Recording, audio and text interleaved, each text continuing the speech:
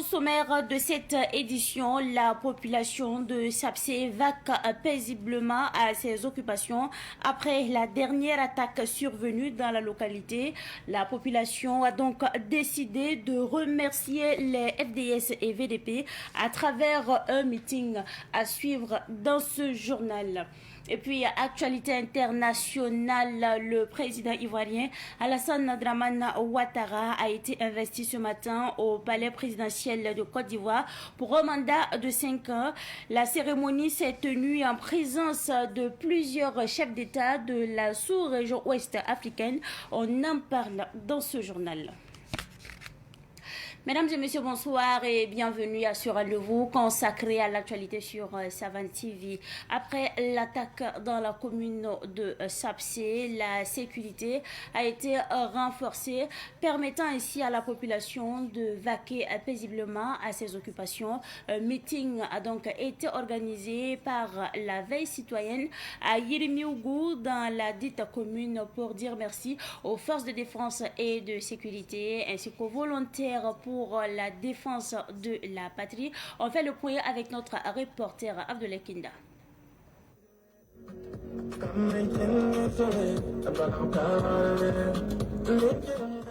Ils étaient mobilisés autour du rond-point à Yimiougou, un village de la commune de Sapsé. Venus de Kongoussi et de la commune de Sapsé, les membres de la veille citoyenne, réunis en meeting, ont reconnu les efforts des FDS et VDP dans le cadre de la lutte contre le terrorisme. Depuis l'arrivée du capitaine et son équipe, il y a des avancées sur le terrain, notamment dans d'autres zones et aussi au niveau de la province du BAM. Nous reconnaissons que le BIRC de la province du BAM est en train de faire un travail exceptionnel en collaboration avec les autres forces ainsi que les VDP. C'est ainsi que nous sommes là pour les rendre hommage, pour penser à eux, penser à leurs familles, penser aux blessés et penser aussi aux familles endeuillées. Parce que sans eux, le Burkina Faso aurait dû être tombé. Mais avec leur arrivée, le Burkina Faso se remet debout et nous avons confiance que nous pouvons aller au-delà encore. Toutes leurs prières au cours du meeting, c'est le retour des déplacés dans leur village d'origine. Nous voudrons aussi demander et prier que cette année, en 2026, soit une année de réinstallation sur réinstallation, parce que nous, membres de la veille citoyenne, nous sommes prêts pour accompagner la communauté à retourner dans leurs familles respectives, à les aider à construire leurs concessions et à accompagner le président dans le cadre de la mise en œuvre des initiatives présidentielles. Notons que la veille citoyenne dans la localité se bat nuit et jour aussi pour le bien-être de la population. Commémoration en différé de la journée mondiale de lutte contre le VIH-Sida. On en parle également dans ce journal.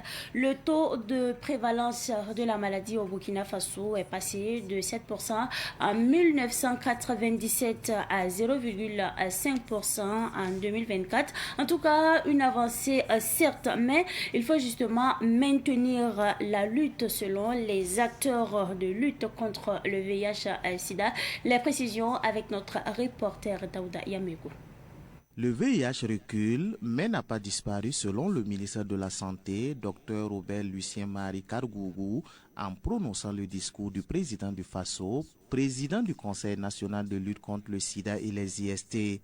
Une allocution à l'occasion de la journée mondiale de lutte contre le sida, commémorée ici en différé ce 5 décembre. Selon les dernières données nationales, le taux de la prévalence est désormais estimé à 0,5% en 2024, contre 7% en 1997.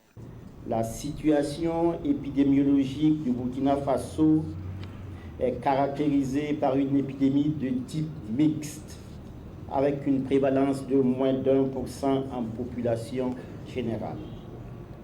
Elle se distingue en plus par des poches de concentration au sein des groupes spécifiques, avec des disparités selon le sexe, les sous-groupes de population et selon les régions sanitaires. Les principaux résultats de la réponse nationale au VIH en fin 2024 se présentent comme suit. la baisse de la prévalence du VIH en population générale, passant de 7,17% en 1997 à 0,5% en 2024. 894 000 femmes enceintes ont été dépistées dans le cadre de la triple élimination de la transmission de la mère à l'enfant du VIH, de la syphilis et de l'hépatite B. La cascade des 3 x 95 montre que 84 000 personnes connaissent leur statut VIH, soit 89%. 100% des personnes dépistées positives au VIH sont sous traitement ARV, mais seulement 66% des personnes sous traitement antirétroviral ont une charge virale supprimée. Une persistance de cas qui requiert davantage d'actions, à savoir des séances de sensibilisation et de dépistage volontaires. Et il est nécessaire de continuer la mobilisation des ressources pour accompagner les acteurs de sensibilisation sur le terrain. Le Burkina est un pays résilient et le gouvernement du Burkina a toujours respecté ses engagements. Mais nous allons essayer aussi de mobiliser les ressources endogènes, mais aussi poursuivre les plaidoyers auprès de nos partenaires habituels. Et surtout, nous allons essayer de faire autrement les choses pour être plus efficients. Face à cette perturbation, que devons-nous faire collectivement? Et qu'observons-nous comme signaux d'espoir? Alors, premièrement, un leadership national fort et un financement durable pour une souveraineté sanitaire réelle.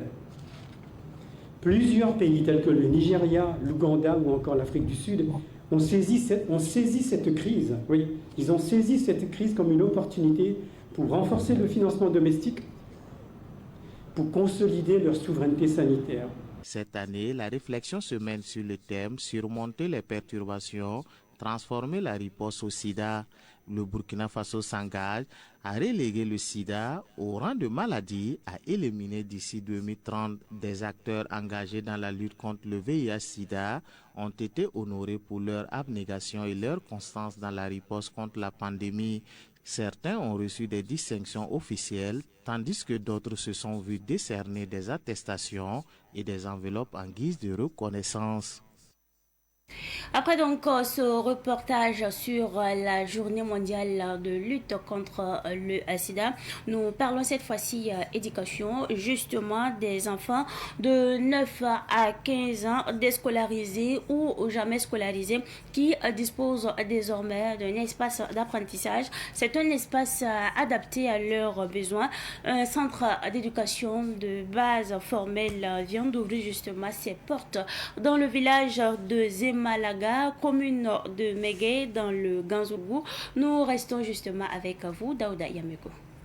Ici, pas de longues heures de théorie, mais une formation pratique adaptée à leur niveau pour leur offrir une chance de s'insérer dans la société. La mécanique automobile, la coupe-couture sont les domaines d'apprentissage pour l'instant dans ce centre. C'est tout le sens du centre d'éducation de base non formelle de Zemalga, une initiative qui s'inscrit en droite ligne de la vision du chef de l'État, le capitaine Ibrahim Traoré. C'est dans la vision du chef de l'État de former une jeunesse patriote et une jeunesse utile à elle-même et à toute la société. Et vous savez très bien que dans notre contexte, et surtout marqué par la fermeture des écoles, beaucoup d'élèves ayant fait des années sans aller à l'école ne sont plus intéressés par l'école classique. Donc les centres d'alphabétisation sont actuellement une grande opportunité, constituent une alternative pour ces élèves-là qui ont eu des années de rupture scolaire. Et cela va nous permettre d'éviter la ruée des enfants vers les sites d'orpaillage et le travail précoce des enfants. Pour le directeur général de l'éducation non formelle, ce centre est une réponse concrète à la problématique de la déscolarisation en milieu rural. Dr Jean-Noël Tanyabou. La vision globale de ce BNF, c'est de rompre avec les études théoriques et classiques en alliant l'apprentissage des connaissances théoriques, notamment lecture, écriture, compétences linguistiques et mathématiques, à la formation professionnelle. Tous les villages n'ont pas encore leur centre, mais nous sommes dans une option de progressivité et aujourd'hui donc nous joignons notre joie à celle du village de Zemalga pour célébrer l'ouverture de ce centre d'éducation de base non formelle. Cette réalisation a vu le jour grâce au concours des filles et fils de la commune de Mégué, dont le Boulouard Malganaba Boulouga, parrain de la cérémonie de lancement officiel. La réalisation du centre d'éducation de base non formelle est une belle initiative. Il offrira aux jeunes non scolarisés ou déscolarisés un espace d'apprentissage pour acquérir des connaissances dans un métier et mieux s'insérer dans la société. Ce projet s'inscrit dans la vision du chef de l'État, le capitaine Ibrahim Traoré, qui mise sur la formation professionnelle pour préparer la relève et renforcer les compétences de la jeunesse. C'est pourquoi j'ai décidé d'accompagner le projet. Le centre dispose de 2 blocs d'ateliers comprenant chacun une salle de formation pratique ainsi que 4 salles de classe équipées en mobilier et aussi des installations sanitaires. Les ressortissants de Mégué ont lancé un appel pour la clôture du centre et la réalisation d'un forage afin d'améliorer son fonctionnement.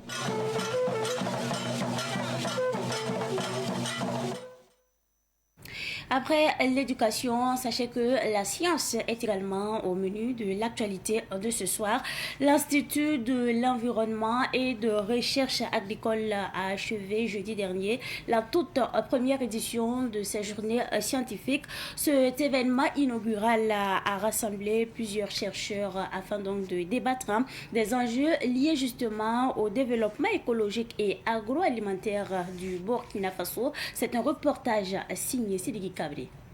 Des communications scientifiques, des tables rondes thématiques ont constitué les points forts de cette première édition des rencontres de l'INERA. Au terme de 72 heures de travaux, les spécialistes en agroécologie venus de 11 pays ont formalisé une feuille de route visant à impulser le développement agroécologique. C'était un cadre d'échange et naturellement avec bien sûr les aînés, les anciens, vous avez vu qu'il y avait donc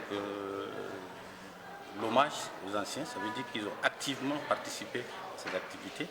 Et du coup, on a un certain nombre de recommandations qui sont consignées donc, dans le rapport et qu'on va essayer de mettre donc, en évidence dans les années à venir. Alors, ces recommandations, c'est que, vous saviez, on a l'habitude de le dire, que les résultats dorment dans nos casiers.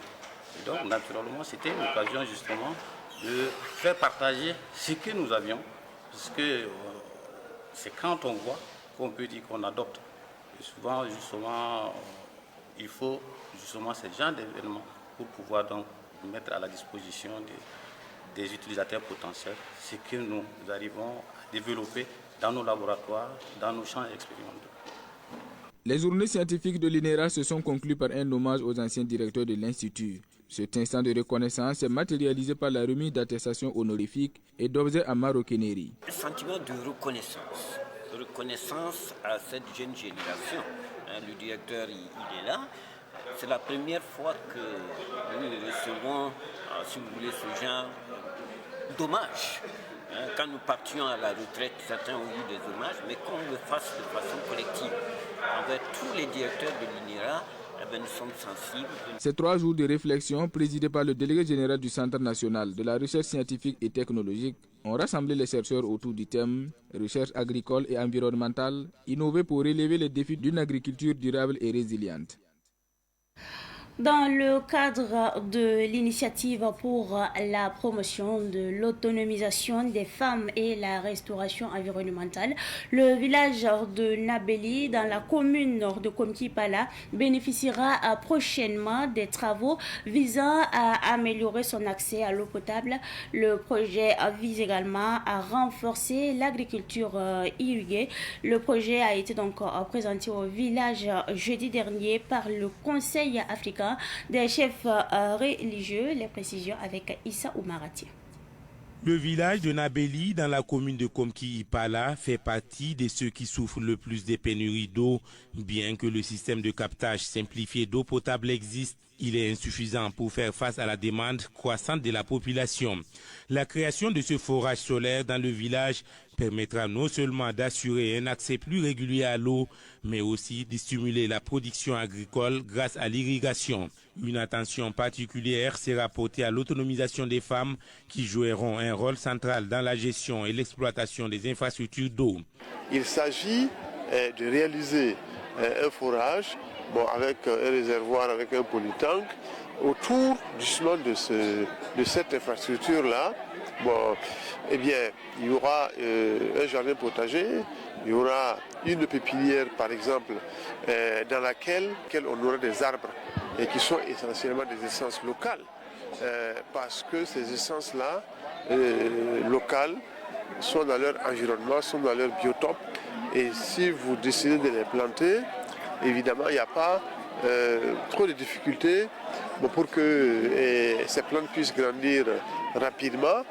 Pour peu qu'il y ait un minimum de protection, un minimum d'entretien. Et comme il y aura le forage et des formations allant dans le sens, n'est-ce pas, d'outiller techniquement les populations et d'outiller également matériellement les populations pour la protection de ces arbres-là.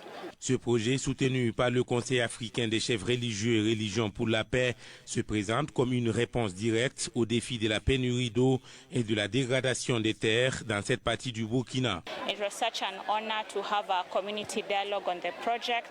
Il s'agit donc d'aller au niveau de la communauté. Ici, nous sommes à Tintoulou, impliquer la communauté, les femmes et la jeunesse particulièrement, pour pouvoir prendre en charge donc ce projet-là et dans sa mise en œuvre en matière de restauration de l'environnement, en matière également d'émancipation de la femme et également aussi de transformation des conflits à des situations de compréhension et d'entente entre les communautés. L'initiative, qui vise aussi à restaurer les écosystèmes locaux, est en parfaite adéquation avec les objectifs de développement durable, notamment en matière de sécurité alimentaire et d'autonomisation des femmes. Ce projet ne se limite pas à Nabeli, il fait partie d'une initiative plus large dans la région du Sahel, visant à renforcer les capacités locales pour lutter contre les effets du changement climatique. En plus du Burkina Faso, des pays comme le Mali et le Sénégal bénéficient également des projets similaires. Cette coopération régionale contribue à la stabilité sociale et à l'amélioration des conditions de vie dans un contexte où les ressources en eau deviennent de plus en plus précieuses.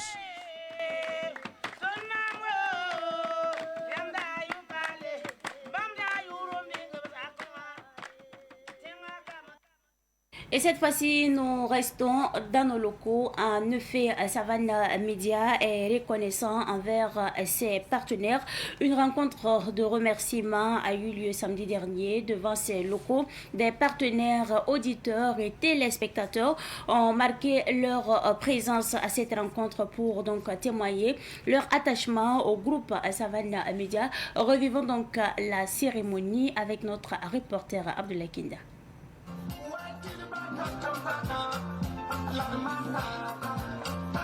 La gratitude est une valeur dans la société burkinabé, a dit le directeur général de Savane Média lors de cette rencontre qui a réuni personnel et partenaires du groupe Savane Média. Nous avons décidé également de remercier nos partenaires, tout simplement parce que sans eux, en réalité, notre double anniversaire n'aurait pas pu avoir lieu. Et quand on parle de partenaires, il ne s'agit pas uniquement des partenaires financiers, même s'ils sont importants. Il s'agit par exemple des partenaires qui nous ont prodigué, par exemple, des bénédictions. Il s'agit des partenaires qui nous ont conseillés. Il s'agit des partenaires qui ont fait le plaidoyer en fait pour nous.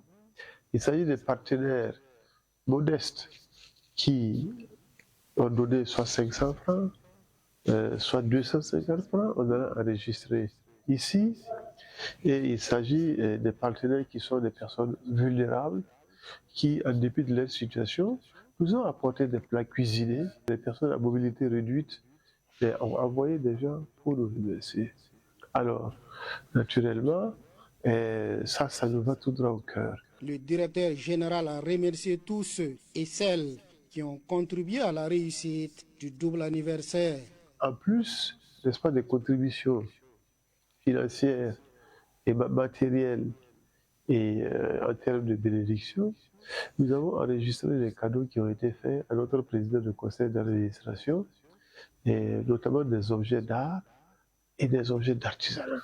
Les objets d'artisanat sont de nature utilitaire et les objets d'art sont de nature décorative. Wave Burkina, le sponsor officiel, a reconnu l'apport de Savane Media à sa visibilité à travers son représentant Madi Ouedraogo. Savane Media aussi a une cible bien particulière avec laquelle nous voudrions partager cette bonne nouvelle qui est la nouvelle de Wave. Voilà, il faut dire que Wave, nous évoluons dans le mobile money. Wave, c'est un porte-monnaie électronique. Vous pouvez vous promener avec sa partie. Wave est disponible au Burkina et l'ouverture du compte, il est gratuit. Nous avons apporté cette nouvelle. Nous avons apporté aussi la nouvelle pour dire que nous sommes les plus moins chers du marché. Alors, nous sommes 2 fois moins chers que la concurrence, c'est-à-dire 50% moins chers que les autres. Où on vous facture 1%, Wave vous facture 0,5%. Où on vous facture quelque chose, chez Wave, on ne vous facture rien. Chez nous, les dépôts et les retraits sont gratuits. C'est les transferts qui sont transférés et qui sont facturés à 0,5%. Les paiements de factures, que ce soit Canal+, Onea, Sonabel et tout est gratuit chez nous à Wave. On ne prend pas de frais. Alors donc, on est venu apporter la nouvelle à cette population-là de continuer d'utiliser Wave, d'apprendre à utiliser Wave et que Wave, c'est l'avenir du mobile money au Burkina. Une remise symbolique d'attestation de reconnaissance a mis fin à cette rencontre de remerciement de Savane Media à ses partenaires. Elsi ADP, l'avocat du peuple, a dévoilé samedi dernier son 2e album. C'est un album intitulé Au nom du peuple, une œuvre qui porte la voix et les aspirations de la jeunesse africaine. Au nom du peuple est composé de 7 titres. Retour justement sur cette dédicace avec Madinatou Ouetraogo.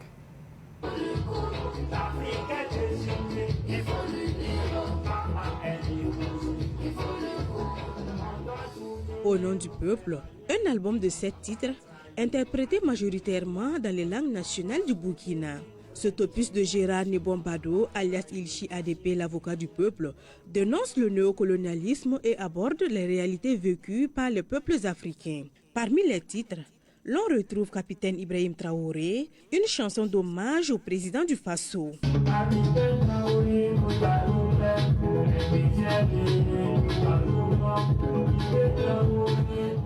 Au nom du peuple, c'est pour dire que ce que nous faisons, c'est pour le peuple et non pour nous-mêmes. Par exemple, nos 3 dirigeants, le capitaine Ibrahim Traoré, et Assimi Goïta du Mali et le papa Abdourahmane Tiani du Niger, ce qu'ils font, c'est pour le peuple, ce n'est pas pour eux-mêmes. C'était pour eux-mêmes, ils pouvaient prendre des milliards, construire des étages, et je ne sais quoi, en Europe, en Afrique, partout, mais ils vont toujours laisser le peuple dans la souffrance, dans la pauvreté. Voilà pourquoi le titre de l'album, Au nom du peuple. Ce que nous faisons, ça doit être en faveur du peuple et non en faveur de nous-mêmes. Voilà, tout ce que nous voulons faire, si ça n'arrange pas les voisins, je dois arrêter cela. Si ça n'arrange pas les frères, un frère, je dois arrêter cela. Si ça n'arrange pas une maman ou soit une sœur, je dois arrêter cela. Le parrain de la cérémonie de dédicace, Jean-Marie Bationo, s'est dit fier de l'artiste, saluant son combat pour une cause noble. Aujourd'hui, soutenir un artiste, c'est réaliser un rêve que je n'ai pas pu faire. Vous savez, les intempéries de la vie, on ne peut pas tout réaliser. Donc, si aujourd'hui je soutiens un artiste de surcroît qui a l'âge de mon fils, ben, c'est une manière de réaliser ce rêve. La deuxième raison, c'est que dans ce contexte où le Burkina doit rester debout, nous devons, chacun avec les armes dont il dispose, ronger la base de l'ennemi. Et je crois que son style est très engagé. Il attaque le paradigme des négriers. Vous voyez qu'il décortique un peu comment ça se passe. Le système de pompiers pyromanes qu'il dénonce. Alors tout ça, ça motive à le soutenir, parce que le soutenir, c'est soutenir l'avenir de notre pays, c'est donner des armes pour que nous soyons vainqueurs dans ce combat. L'album Au nom du peuple de l'artiste Ilchi ADP, l'avocat du peuple, est disponible sur clé USB et en CD.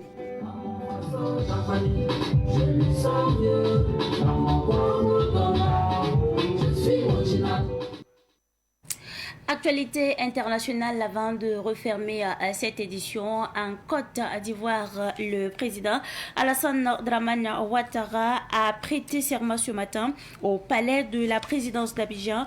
Il a promis de défendre la Constitution, d'incarner l'unité nationale et d'assumer la continuité de l'État et de défendre son intégrité territoriale. Alassane Dramane Ouattara a affirmé que ce mandat sera celui de la transmission générationnelle. La prestation de serment s'est tenue en présence de plusieurs chefs d'État africains. Et cette pensée, avant donc de refermer cette édition, si tout ce que tu as offert ne suffit pas, offre à ton absence. Vous savez, parfois se retirer est le plus grand acte de dignité et de respect envers soi-même.